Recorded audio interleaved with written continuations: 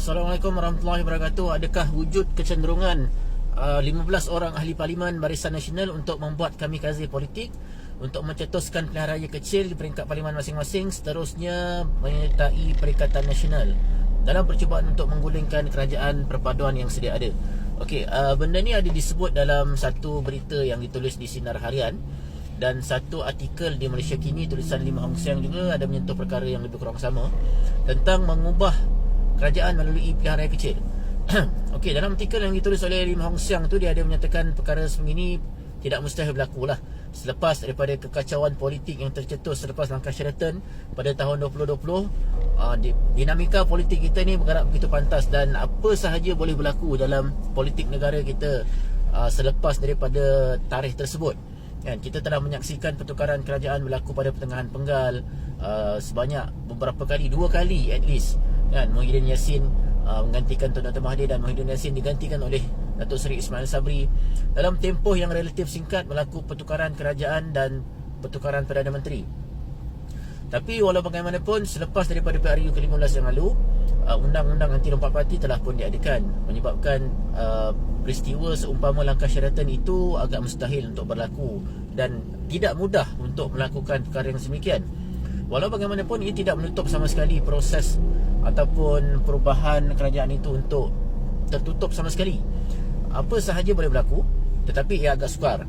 Tapi untuk melakukan kamikaze politik dengan menarik balik sokongan terhadap Barisan Nasional, parti yang mereka anggotai, dan mereka menang sebagai ahli parlimen atas kapasiti parti tersebut, ia terlalu sukar kerana memerlukan kepada proses pilihan raya kecil.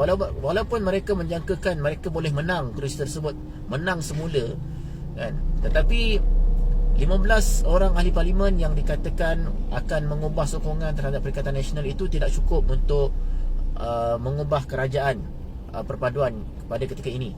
Kerana kerajaan perpaduan yang dianggoti oleh Pakatan Harapan, Barisan Nasional, Warisan, UPS, JRS, Bebas, semua tu ada 148 kerusi.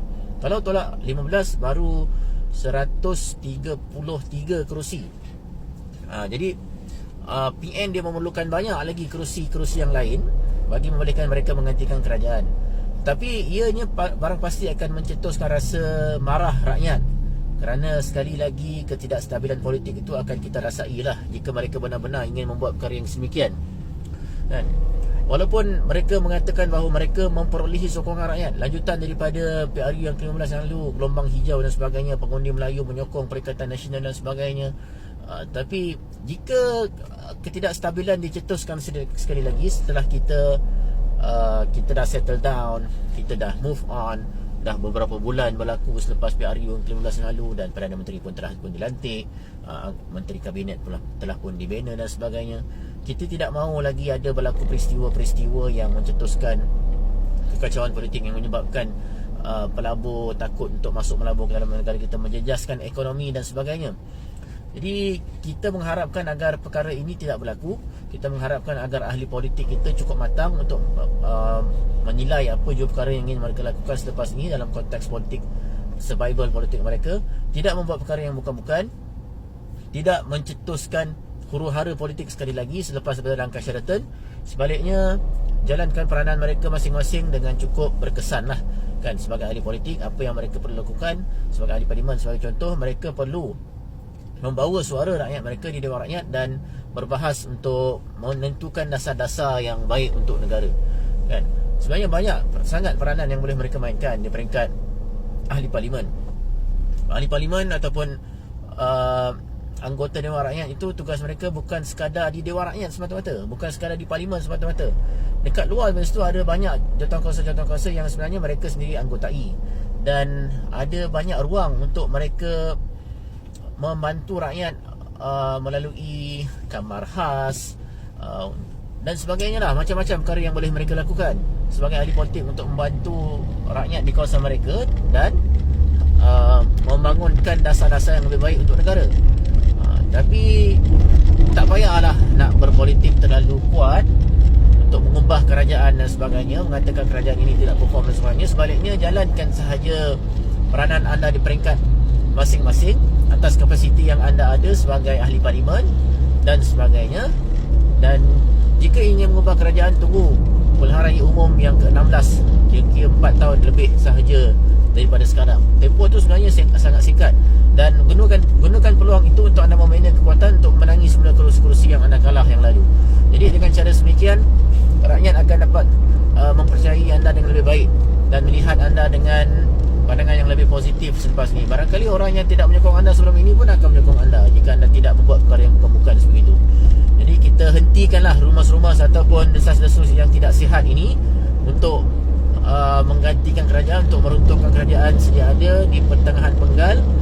Sebaliknya, jalankan sahaja peranan anda sebagai ahli politik dengan cukup berkesan dan berwibawa. Pembangkang yang berwibawa, bukan jana wibawa. Okay. Kemudian di peringkat ahli ni pun satu hal juga, penyokong-penyokong ni jangan terlalu emosi, jangan terlalu mengikut sentimen, jangan resis, jangan perkauman, jangan nak membangkitkan sentimen emosi tak tentu hala, bangsa lah, agama, semua tu. Sebaliknya, kita konsentrate untuk membangunkan ekonomi diri kita sendiri kan. Kita ni pun bukannya senang sangat pun kan, tapi kalau kita sibuk dengan benda-benda lain, politik dan sebagainya, kita tak membantu perkembangan diri kita sendiri dan perkembangan bangsa kita. Jadi lebih baik kita perbaiki diri kita, keluarga kita, dan organisasi yang tempat kita kerja, masyarakat kita, jiran tetangga kita, dan dengan cara itu bangsa kita akan jadi lebih baik. Jadi saya rasa itulah, kita selalu katakan tidak kepada kamikaze politik. Sebaliknya, kita bersama-sama membina politik yang lebih matang, yang lebih baik, yang berdasarkan kepada pertimbangan ilmu dan wahyu, bukan berdasarkan kepada pertimbangan emosi semata-mata. Assalamualaikum warahmatullahi wabarakatuh.